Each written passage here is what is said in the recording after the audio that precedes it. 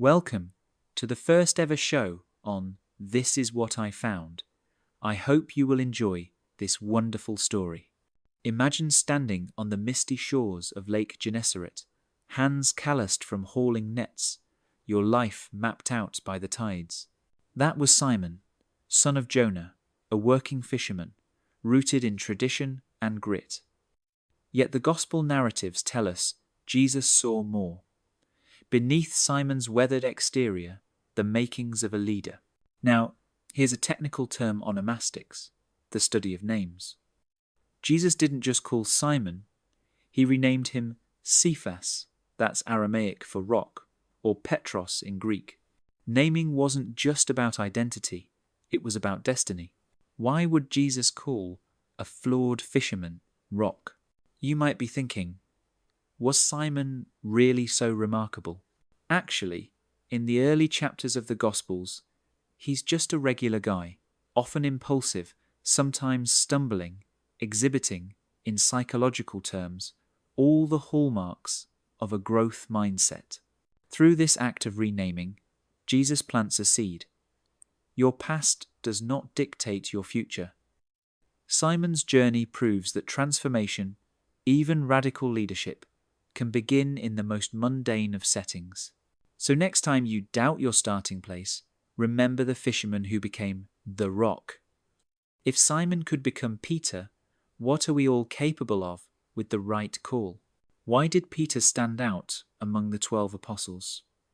In organizational theory, there's a concept called primus inter pares, first among equals. Peter, with James and John, formed Jesus' inner circle, present at the raising of Jairus' daughter, the transfiguration, and the agony in Gethsemane. Picture this. Jesus, surrounded by followers, turns to Peter for big moments. Peter is often the spokesman, a classic early adopter in group psychology, voicing the doubts, the faith, the bold questions. When Jesus asks, "Who do you say I am?" it's Peter who blurts out, "You are the Messiah." Now you might be thinking, was this favoritism? Not quite. It's more like mentorship. In the Gospels, Peter's leadership is forged through trial and error, moments of insight, and crucially, moments of failure. It's this dynamic, this testing and elevation, that sets Peter apart. The early church would later recognize him as the chief of the apostles, a term loaded with both authority and responsibility. So, in every team, in every movement, there's that one voice who dares. For Jesus, Peter was that voice, imperfect, loud, courageous. Let's confront one of the most gut-wrenching moments in Peter's story, the night of Jesus' arrest.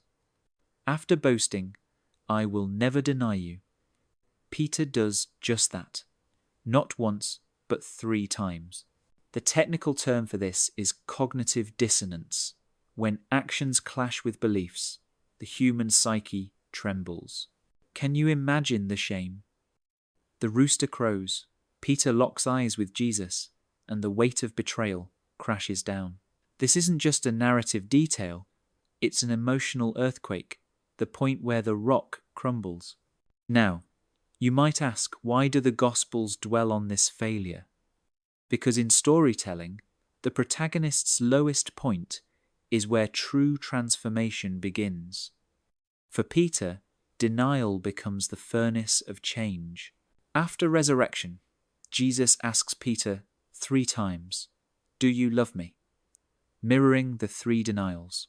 This psychological symmetry, or chiasmus, is more than literary flair. It's catharsis, restoration. Peter's denial and redemption remind us that failure is not the end. It's the crucible where real leadership is born. Have you ever failed and found you were stronger for it? What happens after the drama in Jerusalem? Peter becomes a central figure in the explosive growth of Christianity. The book of Acts paints him as an evangelist boldly preaching at Pentecost, healing the sick. But it's Antioch, that marks a turning point. Think of Antioch as the Silicon Valley of early Christianity, a hub of innovation and cross-cultural exchange. Peter's vision of unclean animals, what scholars call an apocalyptic trance, radically expands the church's mission to Gentiles, breaking ancient purity laws. Now, maybe you're thinking, was Peter always so progressive? Actually, not quite. Paul's letter to the Galatians describes a public clash Peter hesitates to eat with Gentiles, caving to pressure. The technical term here is boundary maintenance, a classic social psychological tug of war. Yet Peter adapts. He becomes a bridge, what historians call cultural brokerage, between Jewish tradition and the Gentile world.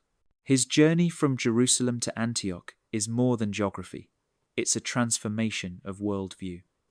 Peter, hesitant at first, becomes a symbol of adaptation in a rapidly changing world. Isn't that a challenge we all face? Let's tackle the question that split continents. What did Jesus mean by, "You are Peter, and on this rock I will build my church"? This is the doctrine of apostolic succession, the claim that Peter's authority passes down through generations. But here's where etymology, the study of word origins, gets technical. In Greek, Petros means stone, Petra means rock. Some say they're interchangeable. Others argue the difference is crucial. Catholic tradition sees Peter as the foundational rock, hence the first pope. Now, you might wonder, did Peter ever see himself that way? The historical record is murky. Protestant and Orthodox Christians interpret the passage as referring to Peter's faith, not his person or to the collective apostles. This debate over Peter's legacy is more than semantics. It's about authority, identity, and the nature of spiritual leadership. Even today, the keys of heaven, a symbol rooted in ancient regalia, appear on papal banners and in art. So, is Peter a solitary cornerstone or part of a greater mosaic? Your answer shapes entire traditions.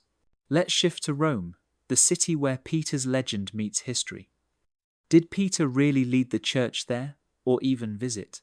Early sources like Irenaeus and Eusebius say yes, but the New Testament is silent. This is where historical reconstruction, piecing together fragmentary texts, gets fascinating. Tradition holds Peter faced martyrdom under Nero, crucified upside down, a brutal form of inverted crucifixion. The upside-down cross, or crux decusata, becomes his symbol, not of shame, but humility. You might ask, why Rome? Because the city was the centre of power, culture, and, eventually, persecution. Peter's tomb, marked by Constantine's basilica, anchors Catholic claims to authority. Archaeologically, relics beneath St. Peter's Basilica fuel devotion and debate. Forensic analysis, a term borrowed from criminal science, suggests the remains are from a first-century man, roughly Peter's age, yet the evidence isn't ironclad. Faith and history mingle here, inseparable. Peter's death transformed him from leader to legend. In Rome, the fisherman from Galilee becomes the gatekeeper of heaven itself, an enduring image across centuries. Now, let's zoom out. Who is Peter Saint?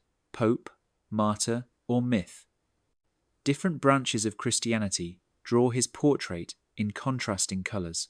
For Catholics, he's the first pontiff, holder of the keys of heaven.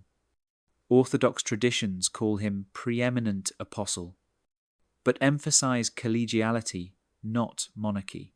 Protestant reformers challenged the primacy claims, reading Matthew's rock as faith itself. And then there's the scholarly critique. Textual criticism reveals that the so-called Petrine epistles likely weren't written by Peter himself, a classic case of pseudepigraphy. Now, you might be wondering, what about outside Christianity?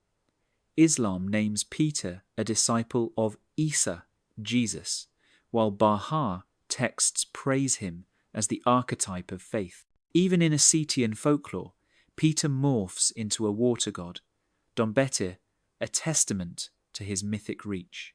The diversity of Peter's image across art, literature, and ritual is staggering. He's painted with keys, nets, and even a rooster at his feet. Each community refracts him through its own hopes, anxieties, and ideals. So next time you spot Street Peter, ask yourself, whose Peter is this? The fisherman, the martyr, the pope, or perhaps the everyman who stumbled, fell, and rose again? Let's bring it home. Why does Peter's story endure after 2 millennia? His journey traces the arc from ordinary to extraordinary, from failure to foundation.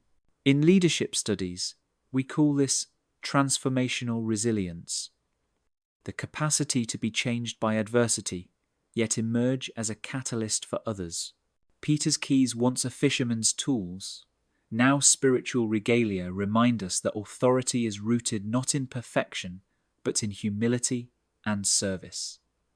The keys are also a powerful metaphor for access and responsibility. Now, you might be thinking, what's Peter to me? Well, his story is a reminder that doubt, failure, and impetuosity need not disqualify us from greatness. In fact, they might be the very things that shape us for our purpose. Across traditions, Peter's memory calls us to courage, to inclusion, to forgiveness. No matter your beliefs, his arc from Bethsaida to Rome, from denial to redemption, offers a model of hope for all of us navigating uncharted waters. So next time you face your own rooster crow, remember the fisherman who became the rock. The legacy of Peter is not just ancient history, it's a story that invites each of us to rise, to lead, and to believe. Thank you for listening, and I hope you enjoyed it. Look for the next show on Wednesday. I will tell the story about my favourite apostle named Matthew. Until then, have a blessed day.